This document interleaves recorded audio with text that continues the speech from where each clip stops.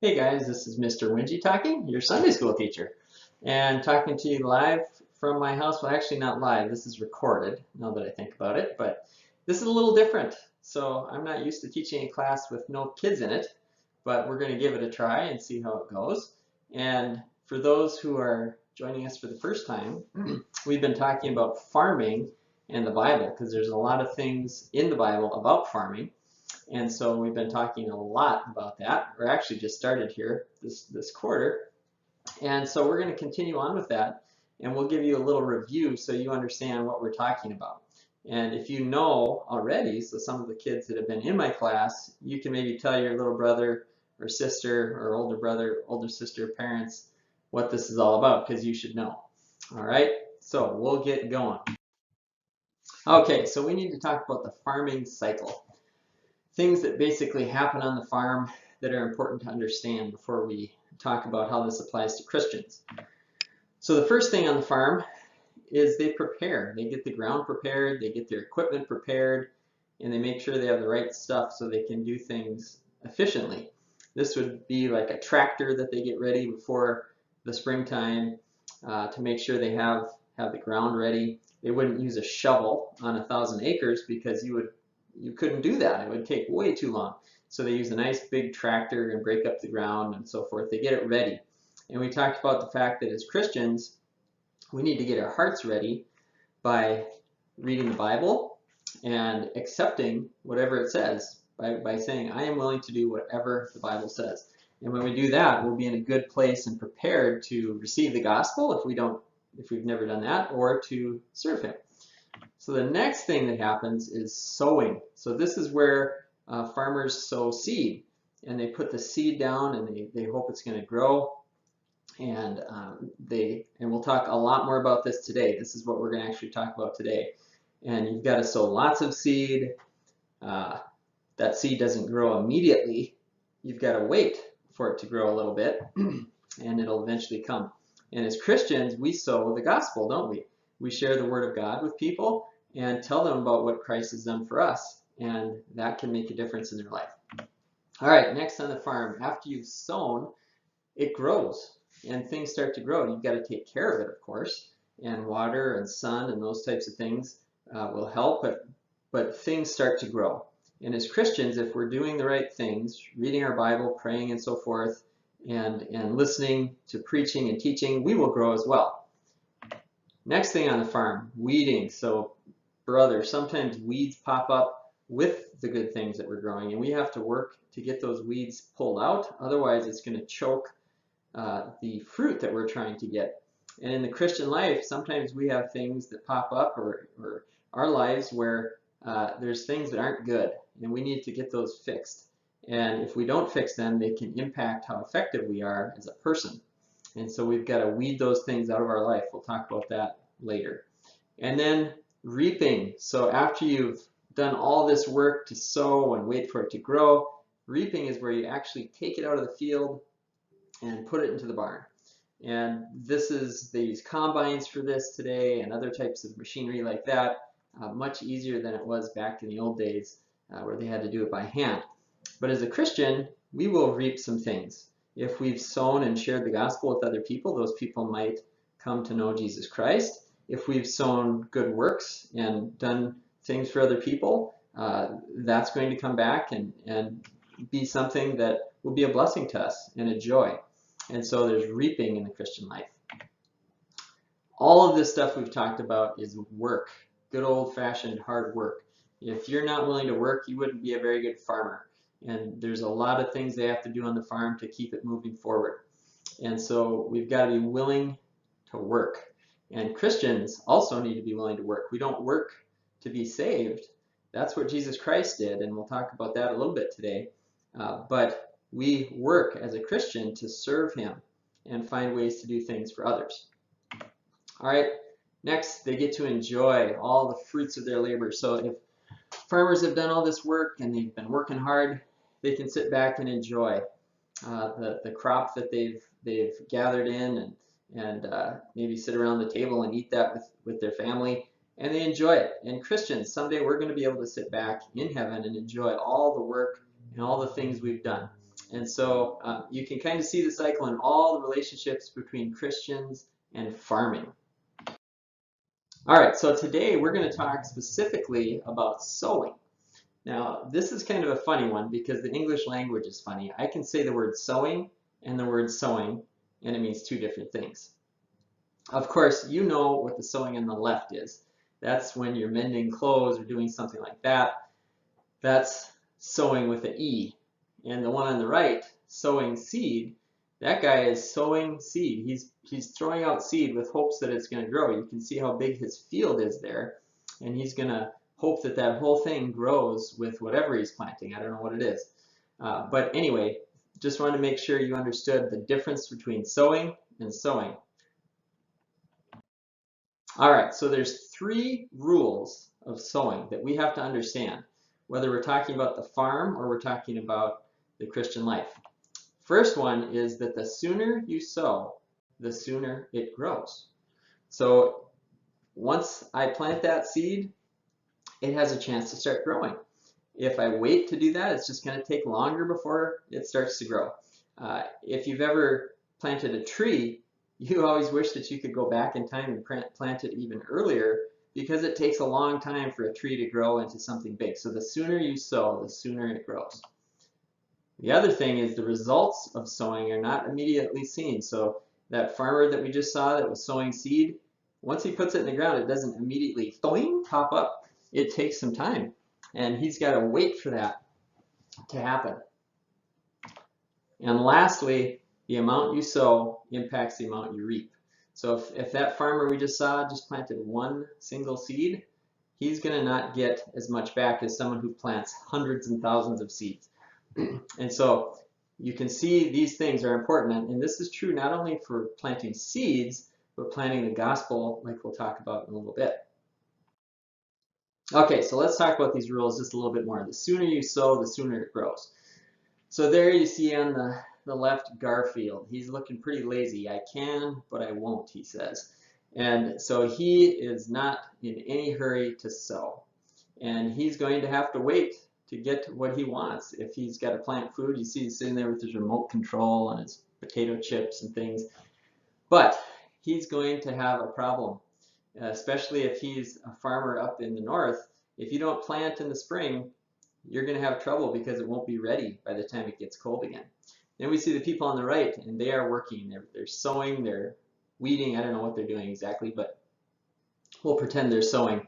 And the sooner they sow, the sooner that seed's going to grow and they can take advantage of it and use it for something. All right, the results of sowing are not immediately seen. If you've ever read the book Frog and Toad, The Garden, you'll know this picture here. Toad planted some seeds and he started yelling at them saying, "How come you're not growing?" Well, we all know why. It takes time. You have to water them and let the sun come and do its work. And he obviously didn't get that. And so we need to realize that you're not going to immediately see the results like Toad thought. And then lastly, the amount you sow impacts the amount you reap.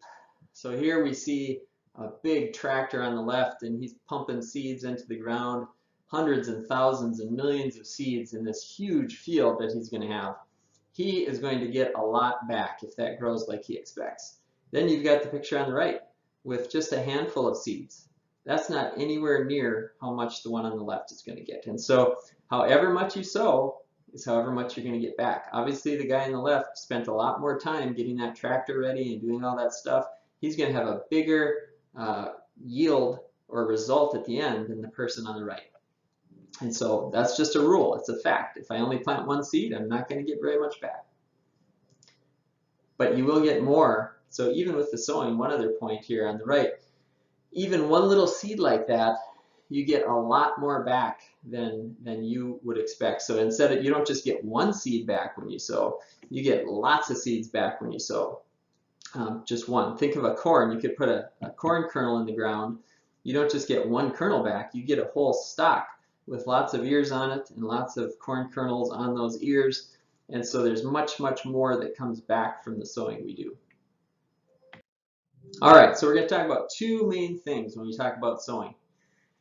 One is sowing seed, kind of like we just talked about. And then 2 is sowing the gospel. So let's first talk about sowing seed. Okay, so first thing, farmers sow as early as possible in the spring. And they're often willing to work through wind and wetness and whatever else they can to get that seed in the ground. Why do they want to get it in the ground? They want to get it in the ground so it can start growing. And they want the sun to get it. They want to catch the rain in the spring. They want it to grow and have time to get developed. So in the fall, they can harvest it. And it can go through the full cycle it needs to grow. Because if you rush it, how many have ever had maybe a piece of fruit that wasn't quite ripe yet and it didn't taste very good? It was maybe kind of green and sour tasting. That meant that it didn't get to stay on the tree long enough to fully ripen. And so farmers want to get it in the ground early so that they can make sure that it's ready. You can see the verse there in Ecclesiastes 11:4. It says, "He that observeth the wind shall not sow." You can imagine a farmer that, oh, it's too windy today, I better not sow my seed. Oh, too windy, it's not a perfect day, I better not do that. If you live in North Dakota, there's a lot of windy days, and so you have to make a choice that I am going to just sow the seed and get it in the ground so it can start growing. You can't be too afraid of the wind and wetness and have it just perfect all the time. Okay, secondly, farmers don't expect results right away. They're willing to wait and work until the fall. So you see the picture up there of the plant growing there over time, and that's what happens. It takes time. You plant the seed and then slowly, surely it develops into a full plant, and you've got to wait for that. And some other farmers there on the right working, and maybe they're weeding and taking care of some things and just getting to the point where it's ready to harvest, but they're willing to wait multiple months before that actually happens. And then lastly, farmers sow lots of seed because they want to get a big harvest. So look at these fields here that I've got. You can see acres and acres and acres of seed because the farmer wants to get lots and lots and lots of seed back so they can make lots of money and do things like that with that money and with that seed. And so if you sow just a little bit, you'll get a little bit back. If you sow a lot, you'll have a big reward. And so they're willing to work hard to get that big reward. Okay, so that's interesting, talking about farmers, but what about the gospel, sowing the gospel? Well, before we talk about that, we need to define the gospel. So what is the gospel? The gospel is good news. So in the Bible, in the Greek, that word means good news. And that means there's something exciting. If I share good news with you, you would be interested. You say, what are you talking about? What's the good news that's going on? Well, the good news, according to 1 Corinthians 15, is the death of Jesus Christ, that he died for our sins. And he was willing to take that death, even though he was innocent. He didn't do anything wrong. We did. He died for us. And John 3:16 talks about that. For God so loved the world that he gave his only begotten Son, that whosoever believeth in him should not perish, but have everlasting life. And that is some good news. So he died for us. The second thing is he was buried, and he was dead. I mean, they put him in a tomb, and he was in there, and he was 3 days buried, and he came back. And number 3, the resurrection. He resurrected from the dead, came back to life, and there he is for us. And it proved that he was God.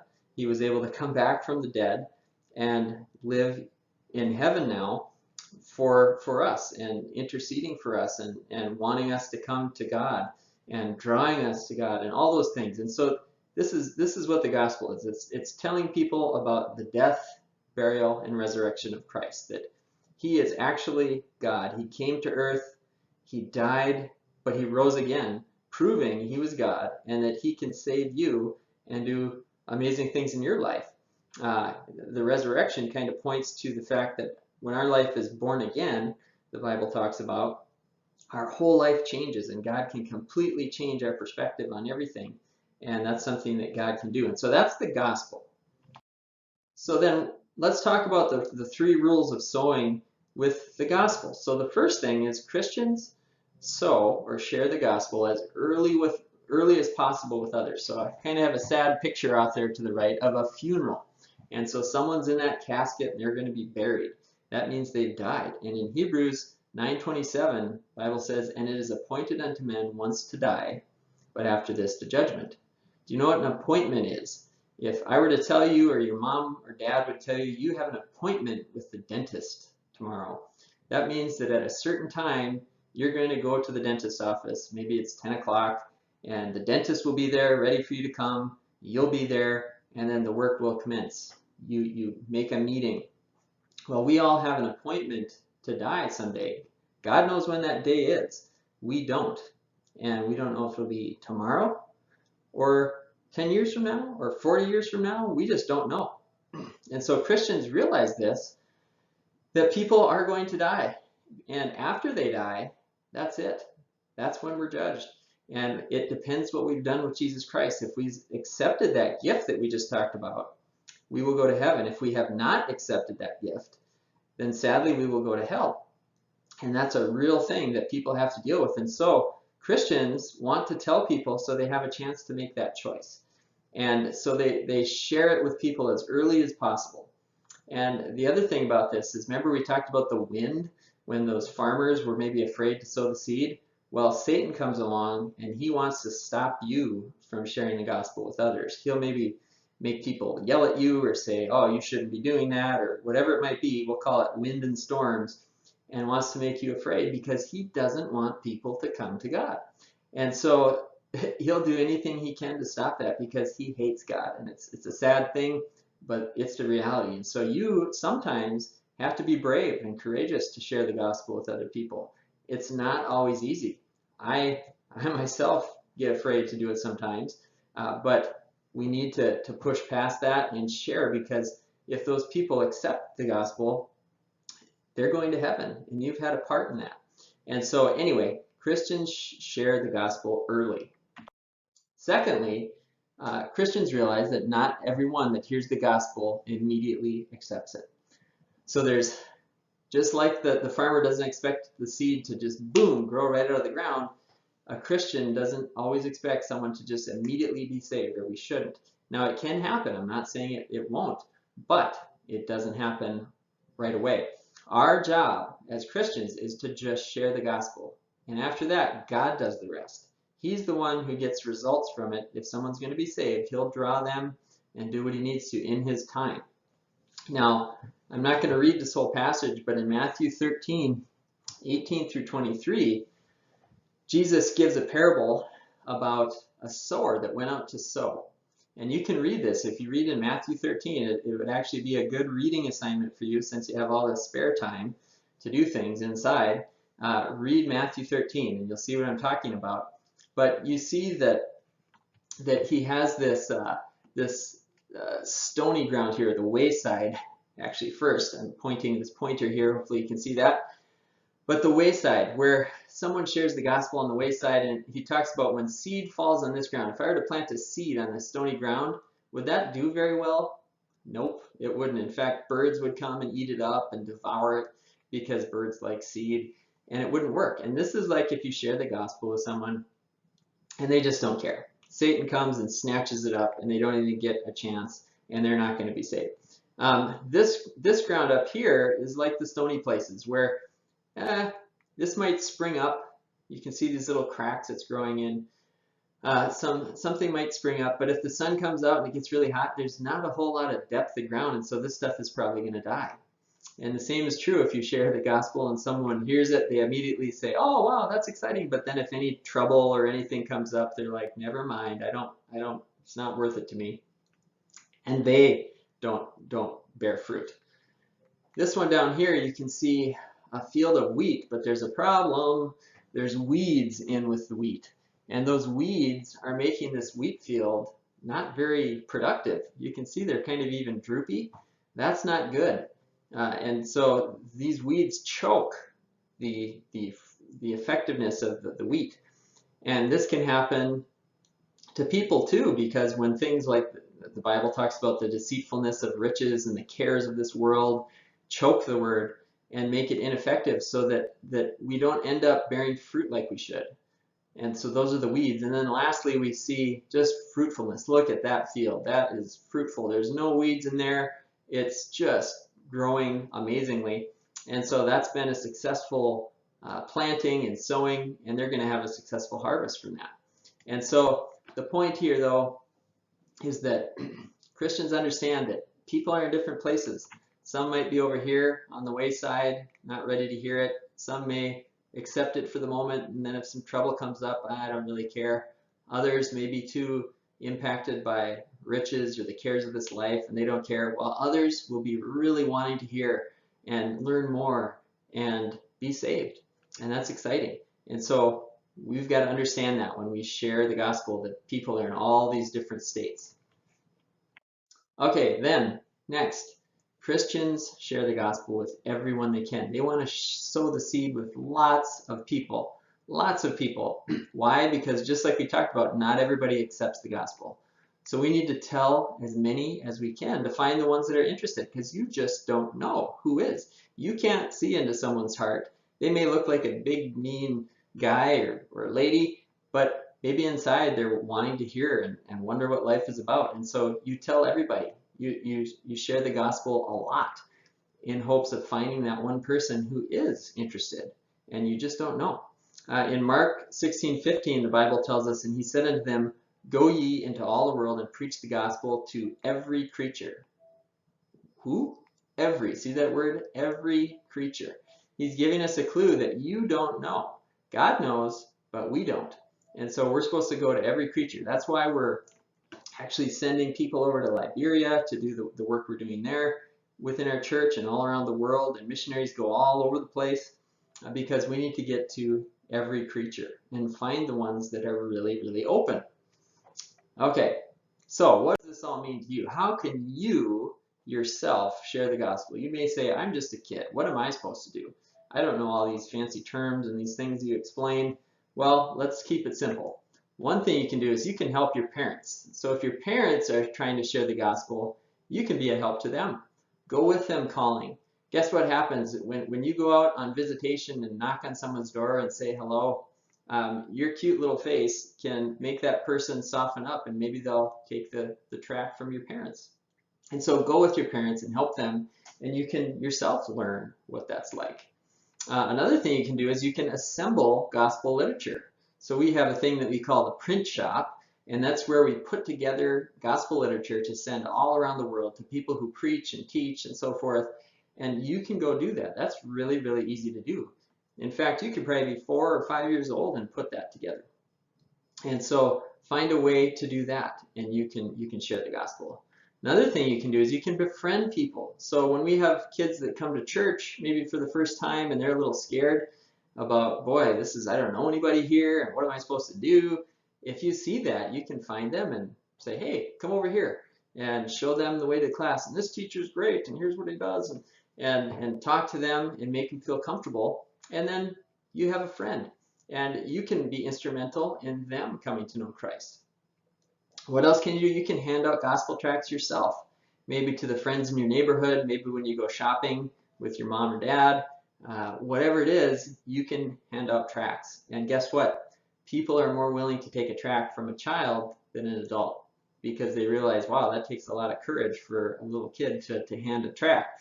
So look for ways to do that and share the gospel with people. And then lastly, tell them what Christ has done for you and what you've learned. Maybe some of you have been saved already. You can tell them how he saved you and what he's done. Maybe some of you haven't. Well, you still read the Bible and understand some of the things and stories that have been shared with you about what God does. You can still tell them about that and give them a foundational knowledge about the Bible. And so there's lots of things. My point is, it doesn't matter how old you are, God makes it possible for all of us to help in sowing the gospel. And so with that, that is farming in the Bible, and in particular the lesson on sowing. And so it was good to have you here today, and hopefully before too long I can see your faces again. But until then, it was fun doing it this way. And so stay safe, and God bless you.